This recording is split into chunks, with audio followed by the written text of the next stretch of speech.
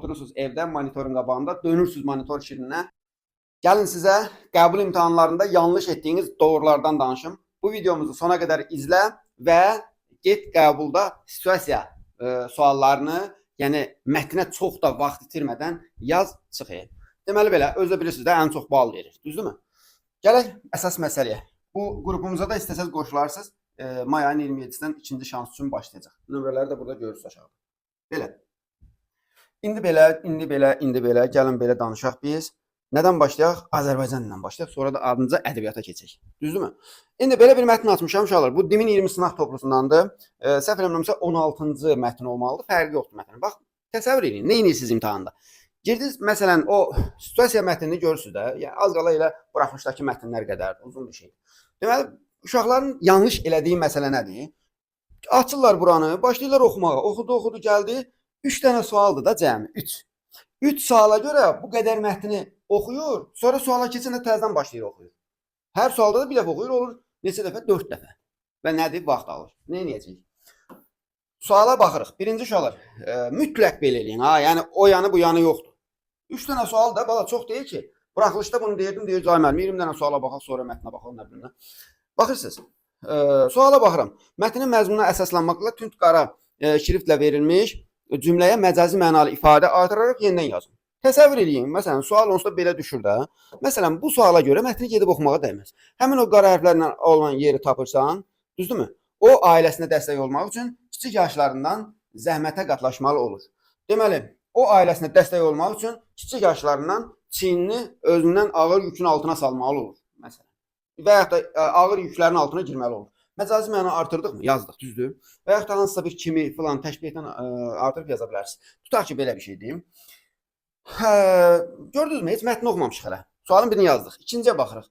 Tutaq ki, altından xətt çəkilmiş cümlədə ifadə olunan fikri izah edib yazın. Altından xətt çəkilmiş fikrə baxırıq. Bəlkə heç mətnini bunda da oxumağımıza ehtiyac olmayacaq. Bir dənə altından xətt çəkilmiş hissəyə baxacağıq. Tutaq ki, istəyirəm ki, ölüm məni haqlayanda əlindən heç nə keçməsin. Axırıncı fikir də, axırıncı mispul da xəstələnib qurtarmış olsun. Adam nə demək istəyir? Deyir ki, son ana qədər çalışmaq istəyirəm. Bütün nəyə imkanım çatırsa, axırıncı fikrimi də söyləmək istəyirəm. Yəni, son damla qanına qədər çalışmaq deyək də, bir şey uğrunda çarpışmaq, vuruşmaq deyək. Yəni, ölümlə heç nəyi aparmayayım, o dünya aparmayayım özümdən. İstedadım, qazana biləcəyim nə varsa sağkən edeyim. Baxın, bir şeydə mübariz olmaq ifadə olunur. Belə dediyim kimi cümlələrlə də bunu izah edib yazsınız. Tamam, 2 sual getdi. Qaldı 3-cü sualınız. Tutaq ki də, yəni ola bilər ki, demirəm ha, sizə elə bu tip olacaq. Siz də belə eləyə bilərsiniz tam-tamına.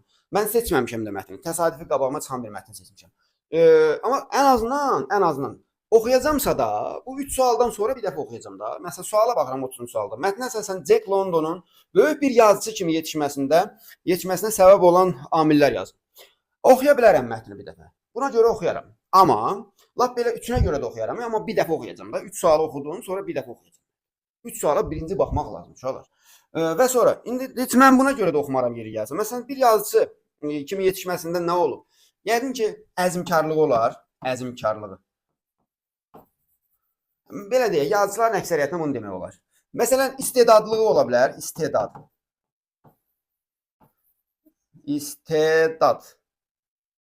İstedad, hə. Deməli, istedadlı ola bilər, istedadlı olmasını yazırsınız. Niyə? Çünki məsələn, Rəşad müəllim niyə əsər yazmır? Çünki istedadı yoxdur, qabiliyyətsizdir də belə deyək. Hə, istedadı yoxdur, yazıcı olmaq üçün nə lazım? Adama qabiliyyət lazımdır. Təbii ki, qabiliyyət var. Bir də ola bilər ki, həyatda qarşılaşdığı çətinliklər. Məsələn, gördüyü çətinliklər. Onun mətnindən də oxuyanda görünür. Oxuya bilsəz görərsiniz. Gördüyü çətinlik. Hə, yazdım. Heç mətni oxumadım uşaqlar. Amma demirəm ha, oxumayın. Mən sizə bunu demirəm. Sadəcə sualları birinci oxuyub da bir mətnə keçib sonra baxın. Mətni də bir dəfə oxuyun. Ümumi olaraq fikirlərinizi yazın. Yoxsa bir dəfə oxuyursunuz, sonra keçirsiniz bir suala görə təzədən qayıdırsınız ora, təzədən bir daha qayıdırsınız. Get gəl yollarda itib batırsınız. Nəysə, keçək ədəbiyyata. Ədəbiyyatda xüsusən, baxın, Azərbaycan dilini qoyuram bir tərəfə, ədəbiyyatda xüsusən bunu eləməlisiniz. Ədəbiyyatda standart 2-3 dənə sual tipi var, 5-3 dənə sual tipi var ki, onları verir. Məsələn, bizə burada bir şeir verib. Tutaq ki, bu da bilmirəm 14-15 idi, necədir o 20 sınaqlarında. Məsələn, şeir verib. Normalda çox vaxt şeir düşür də, yəni situasiyada, ədəbiyyatda. Lap ola bilər bir hekayə düşər, bir balaca dram əsərinin bir hissəsi düşər. Nəysə, olsun, fərqi yoxdur. Məsələn, deyir ki, burada sualda deyir ki, suala baxmalıyam birinci. Deyir ki, Rüstəmin duz çörək, yəni verdiyi əsər deyir. Bakıxanovun Hikmətin fəziləti. Bunları müqayisə elə. Tamam, yadımda saxlayıram, müqayisə eləyəcəm. Nə baxımdan demişdim müqayisə elə? Forma baxımından, düzdür? Forma baxımından demişdim, məzmun baxımından deməyim. Sonra deyir ki, burada duz çörək və Əsələddin Xəqaninin Gənclərin Nəsihət əsərinin məzmunu baxımından oxşar cəhətləri yaz. Yazacağım. Sonra bura nə yazıb? 3-cü, 4-cü bəndlər əsasında cədvəli tamamla. Bədii təsvir ifadə vasitələri və parçada nümunələr. Tamam. Artıq mən bilirəm axı sualları. O şeiri oxuyanda artıq nə olacaq? Mən bunları bir-bir yaza biləcəm. Deməli, bizə nə deyib burada?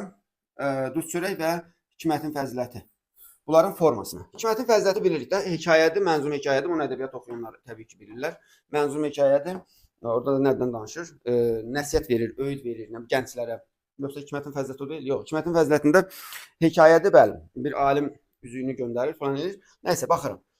İnsanın şərəfi bəzəyi məncə deyildi, nə ipək, nə tirmə oğlum. Yaxşıdan yaxşı ol, ellər içində dostuna bir ziyan yetirmə oğlum. Yersiz yürümsəmə, yersiz ağlama, bir könül də qırmasına dağlama, sirrini ellərdən gizlin saxlama, dilinə yalan söz gətirmə oğlum. Tamam da.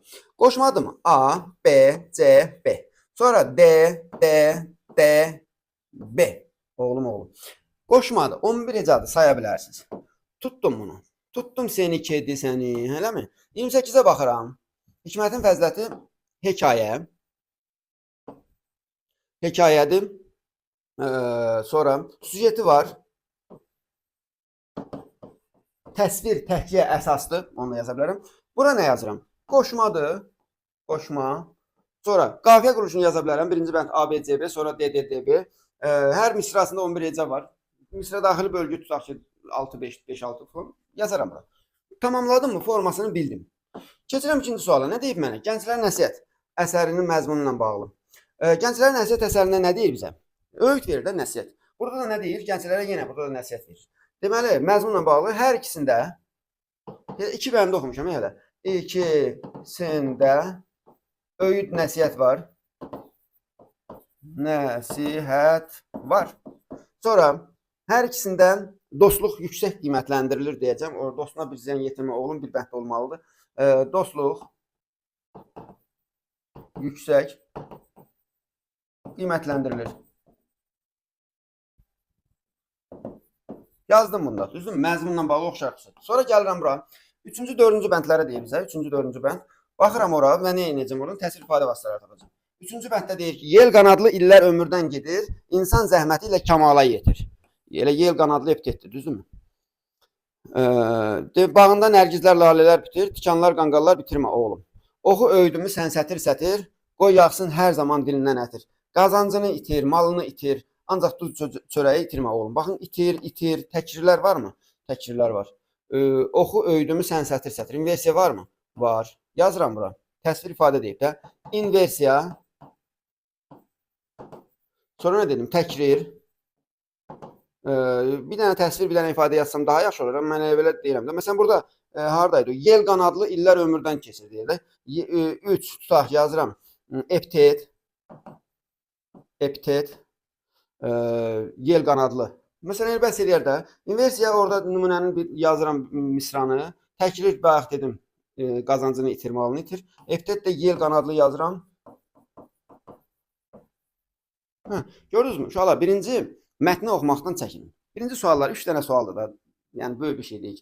3 sualı oxudu. Sonra keçsən mətni oxuyursan, görüm orada nə deyir. O 3 sualda artıq oradan axtarırsınız. Düzdürmü? 3 sualın içində bilirsən ağa. Qabaqcadan nə oldu axtarırsan. Da ikinci dəfə o mətni oxumayasın. Tamam, uğur olsun hamınıza. İnşallah imtahanları verin, gəlin ikinci şansa əgər hazırlaşsaz təbii ki. İnşallah bu hər kəsə qismət olmasın deyim ikinci şansa hazırlaşmaq.